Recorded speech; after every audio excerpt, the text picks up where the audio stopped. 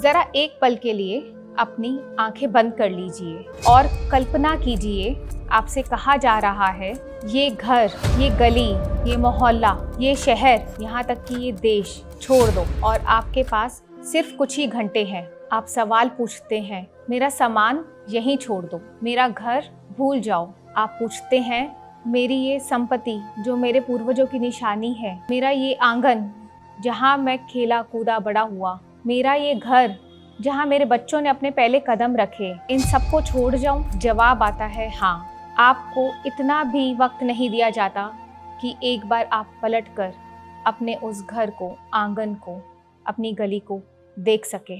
बस अब कल्पना यहीं रोक दीजिए, क्योंकि ये सिर्फ कल्पना नहीं है, ये हकीकत है। यह हकीकत है 1947 में हुए भारत पाकिस्तान विभाजन की।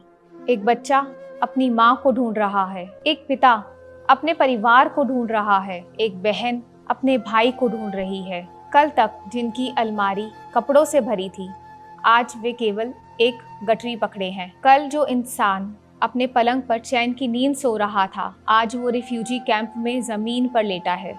एक माँ जो अपने बच्चों को पेट भर के खाना खिला रही थी, आज वो एक एक रोटी ढूंढने के लिए तड़प रही है। ऐसा ही कुछ दर्द सहा था उन सभी लोगों ने जो इस विभाजन के शिकार हुए।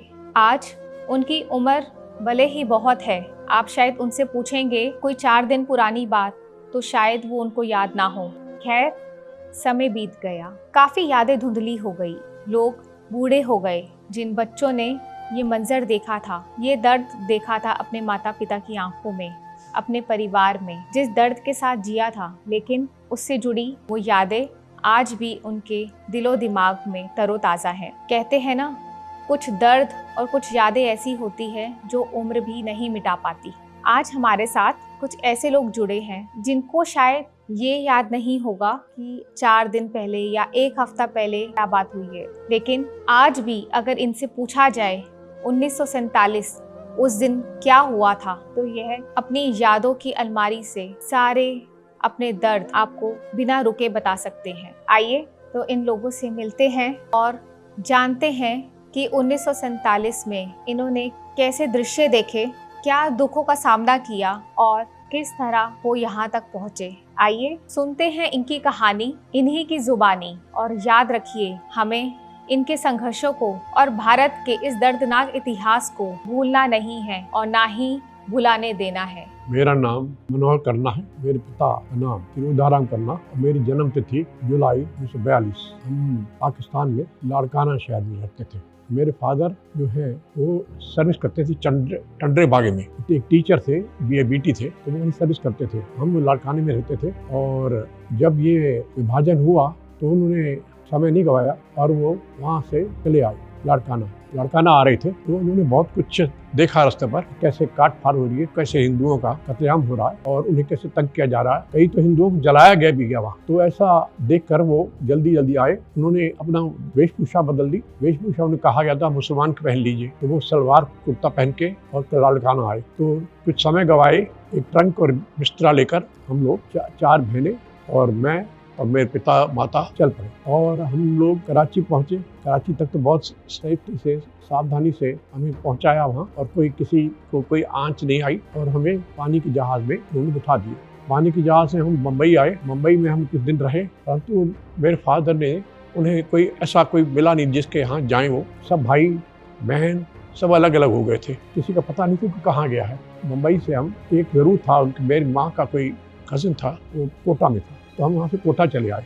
कोटा से वो दिल्ली आते थे और वहाँ नौकरी तलाश में रहते थे और वो उनको कोई रहने का तो था नहीं उनका कोई, तो कहते थे हम रात को मंदिर की दीवार पर सोते थे और दिन में जहाँ कोशिश करते रहते थे। खैर उन्होंने कोशिश करते करते कहीं ये क्या कहते हैं जो एम्प्लॉयमेंट एक्सचेंज होती है, किस तरह से उन्हें नौकरी पाई। उन्हें नौकरी मिली यहाँ ढोलपुर हाउस में, शाहजहां रोड पर। तो उसके बाद वो कुछ दिन बाद जब सेटल हो गए, देखा कि कहाँ रहना है, क्या नहीं करना है, जब लाना है तो उनको पता चला कि यहाँ पुराने किले में कैंप है। तो हमें वो लेने आए। हम कोटा से पुराने किले कैंप में आए और टेंटों में रहते थे हम लोग। टेंटों के बाद कुछ दिनों बाद हमें ये क्या कहते हैं, वो बैरिक्स मिली। बैरिक्स में हम रहते थे। इसी तरह से कोई पढ़ने वढ़ने की व्यवस्था नहीं, खाने को कुछ मिलता था, कुछ दिन तो मिला, फिर राशन मिलता था। तो फिर इस लाइफ कुछ ठीक रही उसे।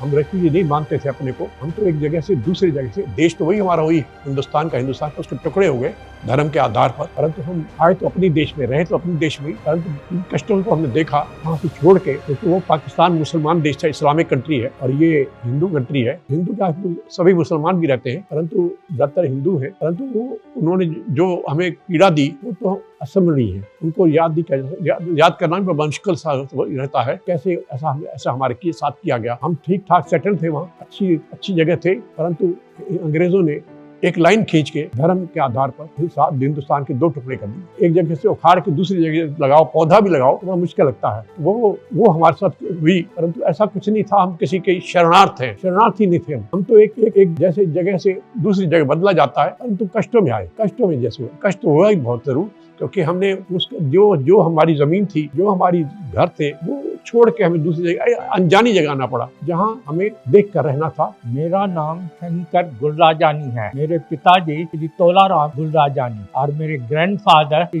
जेठानंद गुलराजानी। हम सिंध में सन विलेज में रहते थे और तहलका कोटरी था, जिला दादू था। जब मेरे पिताजी की जॉब जो थी वो लारकाने में हाई कोर्ट में थी, तो हमें अपने विलेज सन को छोड़ के 6 साल की उम्र में मैं लारकाना गया। 30 जनवरी को नथुराम गोडसे ने जब महात्मा गांधी पे 30 जनवरी मार्ग पे गोली चलाई, तो उसके दूसरे दिन ऐसे फसाद हुए। पिताजी तो ऑफिस चले गए थे और बहुत दंगे हुए कि हमारे बालकनी में जो फादर के नाम पे एड्रेस थी और घर का नाम था, पिताजी का नेम प्लेट थी, वो भी हटा दिया गया था और तुलसी के पौधे भी हटाए गए। जून जे महीने में, जून जे पहिरीं अलाए 2 तारीख़ असां क्यामारी बंदर कराची में हूंदो हो, उते शिप बीठो हो, त उन में असां बम्बई ताईं आयासीं। सभई माण्हू लथा, पोइ उन्हनि जो ट्रेन जे रस्ते सामान लथो ऐं उते बंदरगाह ते 6 ॾींहं रहिया पिया हुआसीं। हिकु ॾींहुं शाम जो 6 ॾींहंनि खां पोइ ट्रेन आई वीटी ते, त विक्टोरिया टर्मिनस ते ट्रेन आई त तव्हांखे हलणो आहे, हितां हलणो आहे। असां सभई ट्रेन में वेठासीं ऐं इहो बि ॿुधायूं कोन त ट्रेन केॾांहुं वेंदी, केॾांहुं हलंदी। उहा ट्रेन हली सिधो, जॾहिं ट्रेन हली पोइ पतो पियो, अंदरि पतो पियो त इहा ट्रेन पूने जे भरिसां पिंपरी कैंप आहे, मिलिट्री कैंप, उहा उन्हनि खाली कई आहे। उते असांखे हलणो आहे, जिते उन्हनि जो मिलिट्री वारनि जो गायूं ऐं बीहियूं खे चारो ॾींदा ऐं उते उन्हनि जो खीर कढंदा हुआ। पाकिस्तान वाला घर हमारा काफी बड़ा था और उसके पास में थिएटर भी था, वेटनरी हॉस्पिटल थी। पिंपरी कैंप में 2 कमरे मिले। मेरा नाम इंदिरा बम्बानी है। मेरे को तो इतना अच्छी से याद है कि हम कराची में रहते थे और मेरे पिताजी गवर्नमेंट ऑफिसर थे, वहाँ पर भी सरकारी नौकरी थी उनकी। सब उनको बहुत मिनिस्टर के साथ वो काम करते थे और उनका बहुत वहाँ पर नाम था। पर अचानक उन्होंने ऐसे सुना कि पता नहीं यहाँ लड़ाइयाँ झगड़े हो रहे हैं या क्या, बाहर से कहीं से सुनकर आए थे। उन पर असर तो कम हुआ क्योंकि सरकारी ऑफिसर होने के नाते, मिनिस्टर के साथ काम करते हुए, तो फिर भी वो डर तो बहुत गए थे। फटाफट हम लोगों को सबको बोला, मेरा एक भाई, एक मैं, एक मम्मी, डैडी और मेरी दादी, बोला कि जल्दी से जितना कुछ तुम पैक कर सकते हो पैक करो। मेरे जो पिताजी के दोस्त थे, उनकी बेटी की शादी होने वाली थी, वो भी रुक गई और उसके बाद वो दिल्ली में आ गए और उनको देखकर बड़ी तकलीफ़ होती थी कि सब कुछ उनका वहीं रह गया और लड़के का भी पता नहीं लगा। ये तो बड़ी दुखदाई खबर थी जो कि हमारी फैमिली में सबको दुख दे। हमारे जो मम्मी पापा थे, इन्होंने जितना दुख देखा था वहाँ पर अपने दोस्तों का, अपने आसपास पड़ोसियों का, वो दोबारा जाने के लिए डरते थे। वो बिल्कुल दोबारा सोचा ही नहीं उन्होंने कि हम वहाँ जाएंगे। उनका कई सामान छोड़ भी गए थे, इतना बड़ा घर था वो भी छूट गया था। वहाँ काफ़ी सामान हमारा रह गया था, लेकिन उन्होंने सोचा हम नहीं जा सकते, हम ऐसा दुख किसी का देख नहीं सकते। जो आ गए थे दिल्ली में वो तो फिर भी अच्छा था, जो नहीं आ पाए उनकी अभी तक हमें कोई खबर नहीं है। लोधी रोड में हमें घर मिला, वो भी छोटा था, घर तो बहुत बड़ा था, कराची में तो इतना बड़ा घर था, पर हमने धीरे धीरे हमने उसको एडजस्ट किया ही।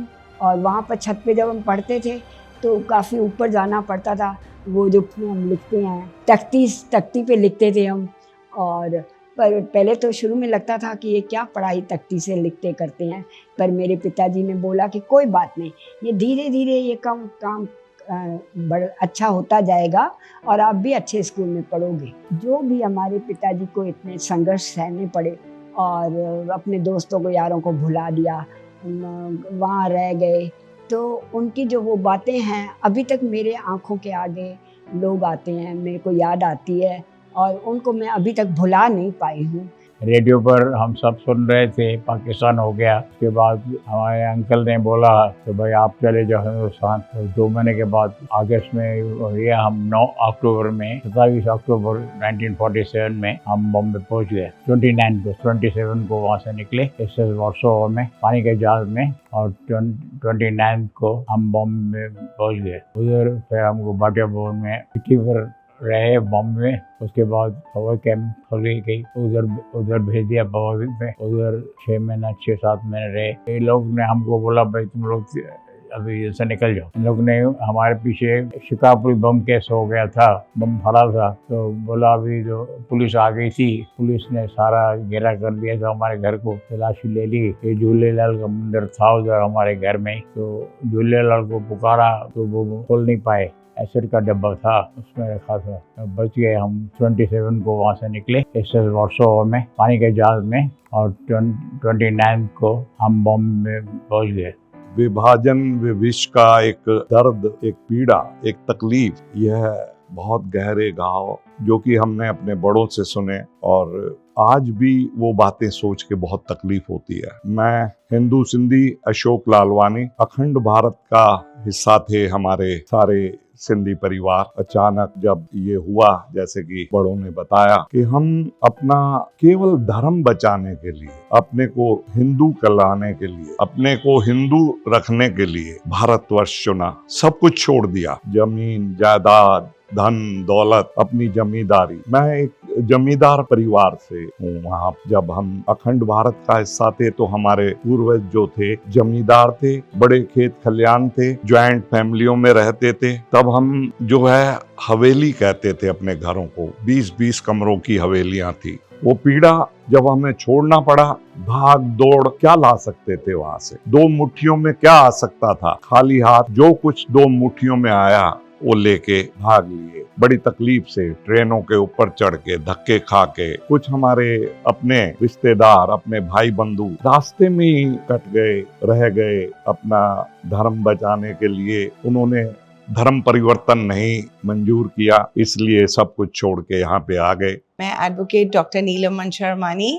मैंने तो कुछ वो दर्द देखा नहीं जो लोग अखंड भारत से यहाँ पे आए, लेकिन जो दर्द मैंने अपने मम्मी डैडी के आंखों में देखा और उनसे सुना, उनको बयां करते हुए सुना, उसी के बारे में मैं बोलूँगी। वो बताते थे इतना बड़ा घर था, सब कुछ था, और एकदम से अचानक सुनने में आया कि कन्वर्जन हो रहा है फ्रॉम हिंदूज टू मुस्लिम्स। तो उन्होंने सोचा अपना रिलीजन तो बिल्कुल नहीं बदल सकते, हम दिल्ली आएंगे। और वो लोग दिल्ली आए। चाहे उन्होंने बताया वहाँ पे बड़ी लड़ाई, दंगे फसाद, ये वो सब हो रहे थे, लोगों ने बड़ी तकलीफें झेली वहाँ पे भी और यहाँ आकर भी। तो मैं तो कभी भी ये भूल ही नहीं सकती जो उन्होंने दर्द सहा, हमारे बड़ों ने, हमारे बुजुर्गों ने जो भी प्रॉब्लम्स देखी और सही हैं। हम तो बिल्कुल जैसे ना हमारे पेरेंट्स 0 ही आए यहाँ पे, लेकिन 0 से वो कहाँ पहुँच गए, द होल वर्ल्ड नोज। जय झूलेलाल। मैं नरेश बिलानी, महामंत्री सिंधु समाज दिल्ली, जो कि राजेंद्र नगर में स्थापित है, और जिसके जो सदस्य हैं वो सारी दिल्ली क्या, सारे हिंदुस्तान क्या, सारे विश्व भर में फैले हुए हैं। आज मैं हमारे माननीय प्रधानमंत्री श्री नरेंद्र मोदी जी का तहे दिल से धन्यवाद करना चाहता हूं कि जिन्होंने ये विभिषका दिवस मनाने का एक फैसला किया। ये मनाना क्या है, ये एक हम अपने बच्चों को चाहते हैं कि वो भूले ना कि हमारे जो बड़े थे वो किस हालात में क्या संघर्ष उन्होंने करा 1947 के विभाजन में। मैं एक बात बताना चाहूँगा कि हमारे बुजुर्ग बताते थे कि जब वो लोग यहाँ पे आए तो उन्होंने मकान कब्जे कर, मतलब गवर्नमेंट ने कहा भाई आप जाके रह लो यहाँ पे, रिफ्यूजी कैंप कहलाते थे, पर एक्चुअली रिफ्यूजी कैंप नहीं थे, वो विस्थापित लोगों के कैंप थे। तो वो जाके रहते थे, पानी जैसे मैंने बताया टपकता था, टीन वाले मकान थे। तो उन लोगों को रोज सवेरे सरकार से लोग आते थे, उनका सामान उठा के बाहर रख देते थे कि आप लोगों के मकान ये नहीं है। फिर रात को वो अंदर रखते थे, पानी नहीं, पानी का एक हैंड पंप लगा होता था, उसमें लाइनें लगती थी, लड़ाइयाँ होती थी पानी के एक एक बूंद के लिए, जिसे वो हैंड पंप से पंप करके पानी भर के लाते थे। मतलब आज भी मैं उनकी आंखों में, वो मुझे भूलता नहीं है कि वो जो दर्द उन्होंने अपनी आंखों में महसूस करते थे, और एक उम्मीद में वो ये दुनिया छोड़ के चले गए कि शायद उनको मौका मिलेगा जहाँ पे वो पैदा हुए, जहाँ पे वे बड़े हुए, और जहाँ जगह उन्होंने, मतलब एक तरीके से उनका राज होता था कि शायद वो जा पाएंगे। पर बहुत अफसोस की बात है कि वो अपने मन में ही इच्छा वो लेके वो इस दुनिया से चले गए। हमारे बच्चों को भी मैं यही याद दिलाता हूँ कि इस चीज़ को कभी मत भूलना कि जो हमारे बुजुर्गों ने सेटल करा आज बार बार, और वो उनका जो स्ट्रगल था, मैं कहता हूँ तुम हमारी आंखों से देखो कि कैसे आज भी कभी बात होती है उनके बारे में तो मेरे भी आंखों में कभी कभी आंसू आ जाते हैं। तो मेरे बच्चे उसको देखते हैं और महसूस करते हैं। तो मैं उनको कहता हूँ यही बात तुम अपने भी बच्चों को आगे भूलना मत, ये याद दिलाना उनको। अबा ॾाॾा मुंहिंजा ॼावा सिंध में हुआ, खणी ॿोली पंहिंजी सारे जग में हलिया, हो खणी ॿोली पंहिंजी सारे जग में हलिया। गॾिजे सिंधी जिते, गॾिजे सिंधी जिते, मां त सिक सां गॾियां, मां सिंधी आहियां, हा मां सिंधी आहियां। I am proud to be a Sindhi.